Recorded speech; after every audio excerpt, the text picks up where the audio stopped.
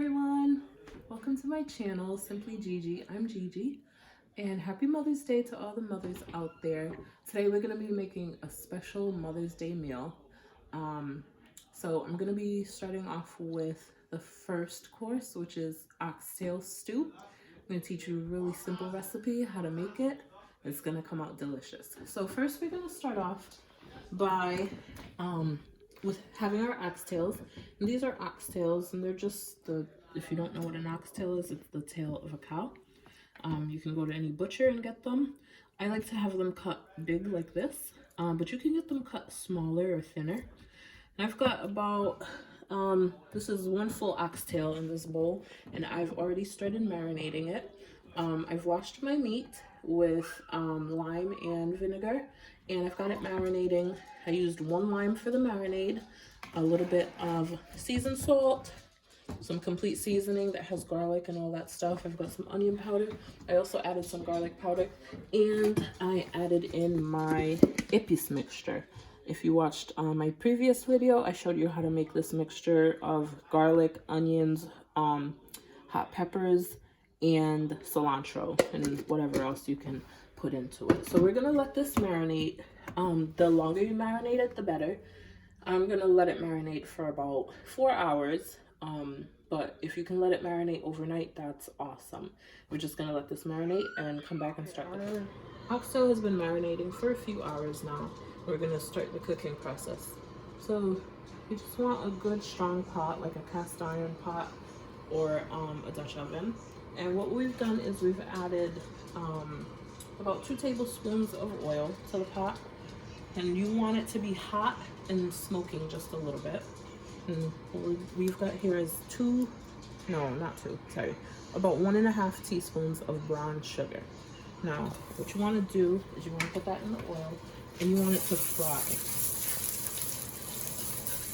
And you want it to kind of caramelize and get really dark.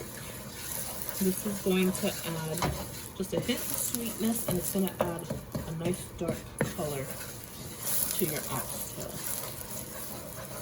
I'm going to go ahead and let that fry up.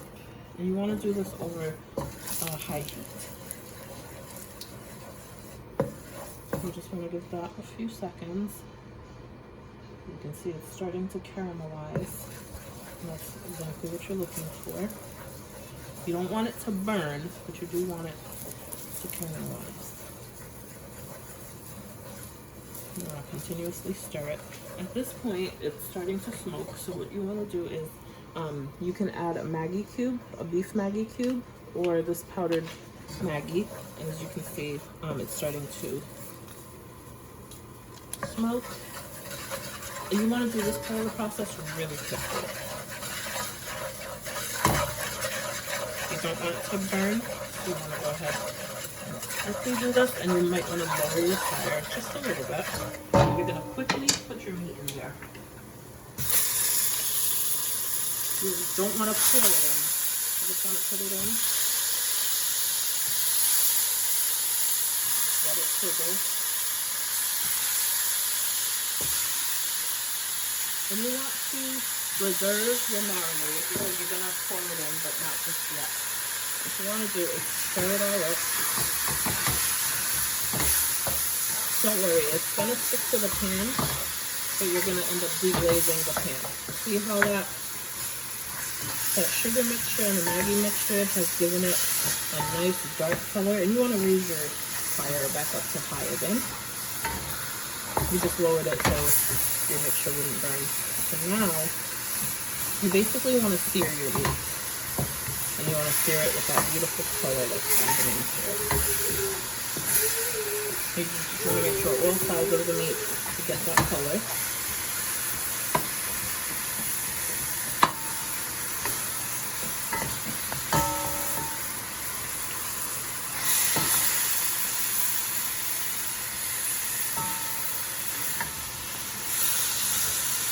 Alright, and at this point, when all the sides of the meat are evenly coated with that mixture, you want to give it a cover, and you want to just let it render its juices out.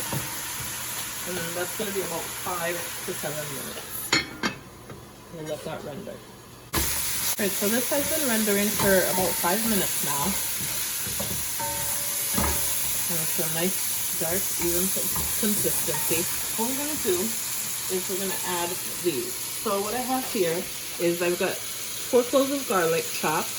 I've got a small piece of ginger chopped, a spring onion, a little bit of chopped red pepper, a little bit of a bay leaf, 1 habanero pepper chopped, and a small piece of tomato chopped. We're just going to throw that all in.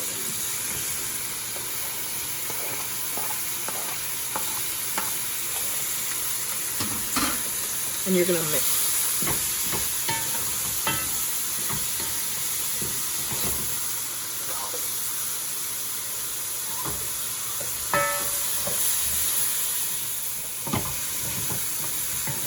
You're going to mix it all up, and it's going to start to deglaze your pan.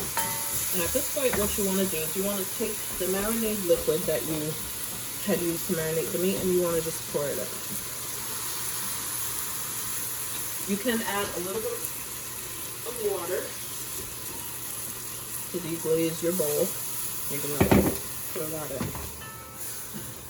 Alright, and as you can see, the water is starting to help to deglaze your pan. You really want to put all that stuff that's stuck in the pan, you want to get it out. You don't want your pan to fall, of course.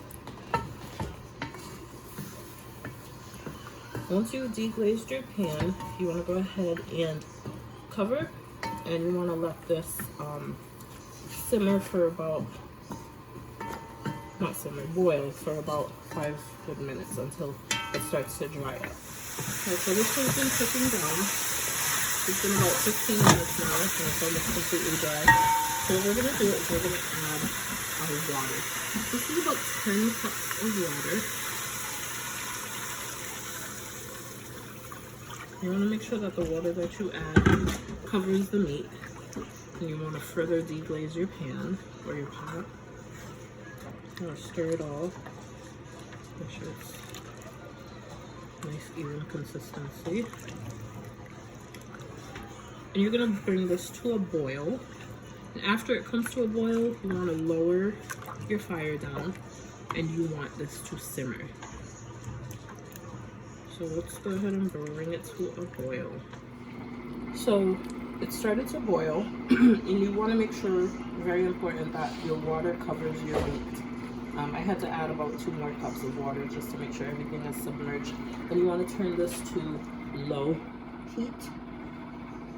The secret to good oxtail is to cook it slow and on low heat. And we're going to leave it on this low simmer for about 3 to 4 hours.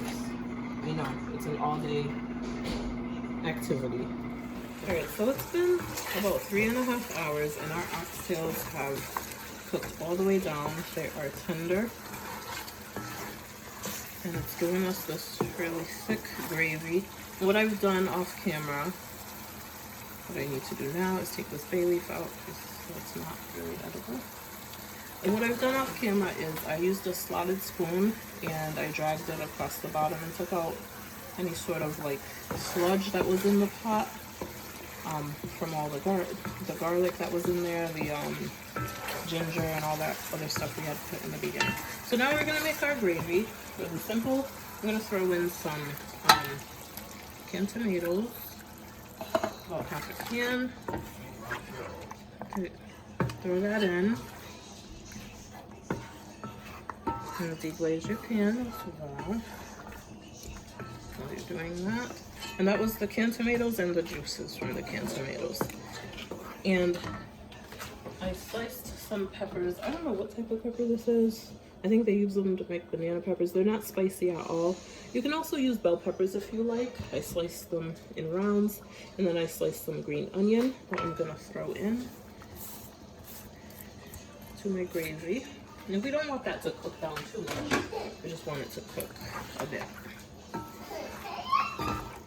And at this point, you want to taste your sauce just to make sure it's seasoned to your liking. I'm just going to add some more water. Bring that to a nice boil. Make sure that sauce is nice and saucy, I guess. I don't know. Make sure it tastes good, basically. And then I'm going to put in my onions. So I'm just going to put a little bit more water just to help deglaze the pan. And you do want to make sure you take that sludge out from the bottom when it cooks down so that you have a nice smooth gravy.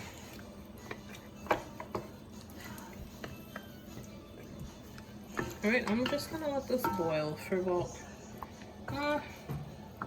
5 minutes. I'm going to do medium-low heat, and then I'll come back and put my onions in.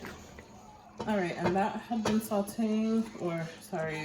been stewing for about 10 minutes. I threw in some onion rings off camera, and these are just Vidalia onions. I like them more than yellow onions because they hold their shape in food, and they're kind of crunchy.